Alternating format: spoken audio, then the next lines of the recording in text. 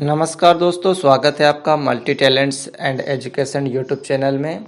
दोस्तों, मैं आज आपसे इस वीडियो में शिक्षण योजना के बारे में बात करने वाला हूं कि टीचिंग प्लान क्या होता है और इसे कैसे तैयार किया जाता है। तो चलिए दोस्तों, बने रहिए इस वीडियो के अंत तक। और वीडियो अच्छा लगे आपको तो लाइक और शेयर कीजिए अपने दोस्तों के साथ। और अगर आपने चैनल सब्सक्राइब नहीं किया है तो प्लीज़ चैनल सब्सक्राइब कीजिए और बेल आइकन जरूर दबाएं। जैसा कि हम जानते हैं कि प्रत्येक शिक्षक कक्षा में आने से पूर्व शिक्षण की कुछ ना कुछ योजना अपने मस्तिष्क में जरूर बनाता है, चाहे भले ही से वो किसी रजिस्टर पर ना लिखे, लेकिन उसके दिमाग में जरूर होती है। तो जब हम कक्षा में सीखने सिखाने की योजना को एक निर्धारित प्रारूप पर लिपिबद्ध कर लेते हैं, मतलब एक रजिस्टर पर स्टेप बाय स्टेप लिख लेते हैं, तो इसे ही शिक्षण योजना या टीचिंग प्लान कहते हैं। तो शिक्षण योजना के कुछ ऐसे महत्वपूर्ण बिंदु है जिसका हमें ध्यान देना आवश्यक होता है शिक्षण प्लान बनाते समय, टीचिंग प्लान बनाते समय। तो देख लेते हैं क्या है वो महत्वपूर्ण पॉइंट। पहला, बच्चों के पूर्व अनुभव क्या है एवं उनका स्तर क्या है। तो दोस्तों, ये एक बहुत ही महत्वपूर्ण पॉइंट है कि जब भी बच्चा किस बैकग्राउंड से आ रहा है, किस परिवेश में वो रहता है, उसका क्या अनुभव रहा अभी तक का, तो ये बातें जानना बहुत ज़रूरी होती है। तो ये बातें हम कब जानेंगे? जब हम स्कूल को ऑब्जर्व करेंगे, क्लास को ऑब्जर्व करेंगे, इसके बाद ही हम लेसन प्लान बना पाएंगे। दूसरा, अब क्या सिखाना है और कितना सिखाना है, ये भी एक चैलेंजेस बिंदु है लेकिन बहुत इम्पोर्टेंट भी है। दूसरा, कैसे सिखाना है और सिखाने की विधि क्या होगी।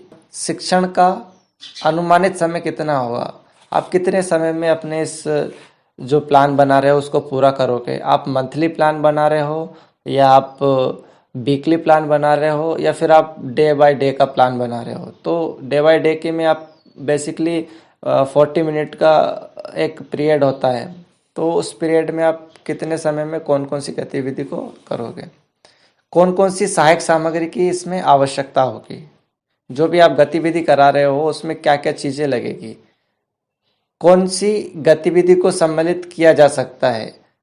अब ये डिपेंड करेगा कि आप कौन सी कक्षा पढ़ा रहे हो, कौन से विषय पढ़ा रहे हो और उसमें क्या गतिविधि आनी चाहिए। तो ये एक शिक्षक को ध्यान में रखने की आवश्यकता है। तो दोस्तों, शिक्षण योजना का प्रारूप क्या है, मैं आपको एक प्रारूप मोटे तौर पर बता देता हूँ कि किन किन शीर्षकों को हम इसमें शामिल कर सकते हैं। पहला, लर्निंग आउटकम। दूसरा, प्रकरण। तीसरा, सीखने सिखाने की सामग्री। चौथा, सीखने सिखाने की प्रक्रियाएं या गतिविधि। पांचवा, प्रदत्त कार्य या गृह कार्य। और छठा, शिक्षक की आगामी योजना। और हम इसे डिटेल में समझते हैं।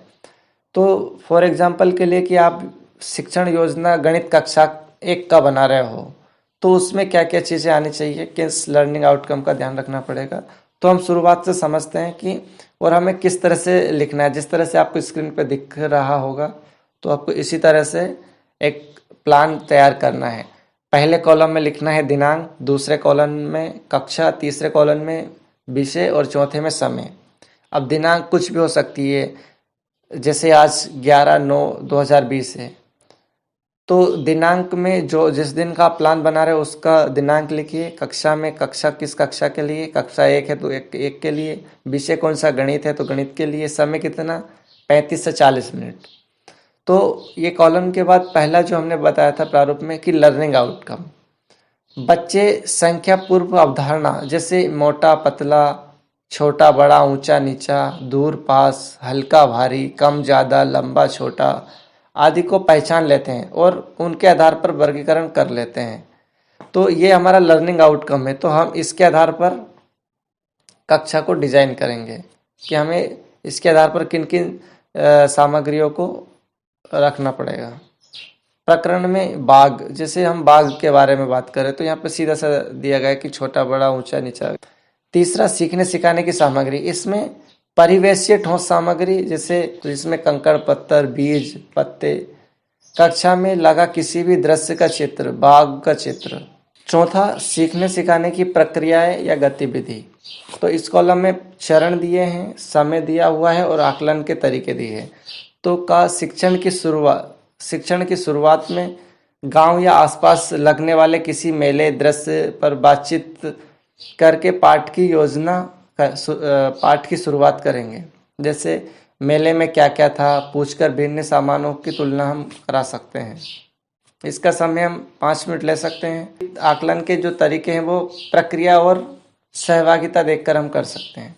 खा में है शिक्षण के दौरान हम क्या कर सकते हैं, कक्षा में लगे चार्ट के किसी दृश्य पर चर्चा कर सकते हैं जिसमें बनी वस्तु का तुलना के आधार पर कम ज़्यादा, छोटा बड़ा, हल्का भारी, मोटा पतला, इस पर बात कर सकते हैं। जिसका समय होगा 20 से 25 मिनट। प्रक्रिया और सहभागिता देखकर इसमें भी इसका आकलन किया जा सकता है। फिर छोटे समूह में बच्चों को विभाजित करेंगे। अलग अलग समूह में विभिन्न प्रकार की सामग्रियां या बस्ते की चीज़ें, मिड डे मील, किचन की चीज़ें, पेड़ की पत्तियां, टहनी, बीज, कंकड़ आदि उपलब्ध कराकर तुलना कराएंगे और निष्कर्ष की ओर बढ़ने में मदद करें।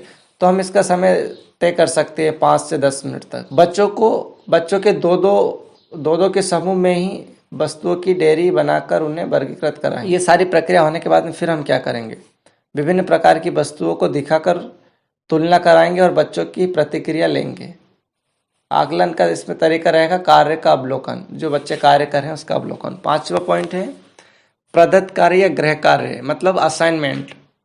घर में मौजूद दो वस्तुओं के नाम पता करें और जो आपकी पुस्तक से हल्की या भारी हो, तो ये कार्य हमें बच्चों को देना है। बच्चे घर पे जाकर इस कार्य को करेंगे।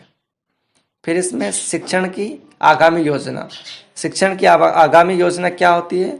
आज हमने इन सारी गतिविधियों को कंप्लीट किया है, लेकिन इसी से रिलेटेड हमें अगली गतिविधि को भी करना है ताकि बच्चा इस कॉन्सेप्ट को एक साथ सीख सके और इस आज के और आने वाले दिन के कॉन्सेप्ट में किसी तरह की गैप ना हो। इसलिए हमें जो आगामी योजना को भी उसी के आधार पर बनाना है। शिक्षण के पश्चात आकलन में उभर कर आएगी कमजोरियों को ध्यान में रखते हुए आगे की योजना बनाएंगे।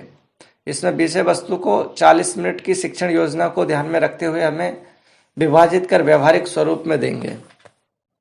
तो ये सारी चीज़ें हमको शिक्षण प्लान करते समय ध्यान में रखनी होगी। दोस्तों, ये रही शिक्षण योजना से संबंधित कुछ महत्वपूर्ण बातें। अगर वीडियो आपको अच्छा लगा है तो कमेंट कर जरूर बताएं।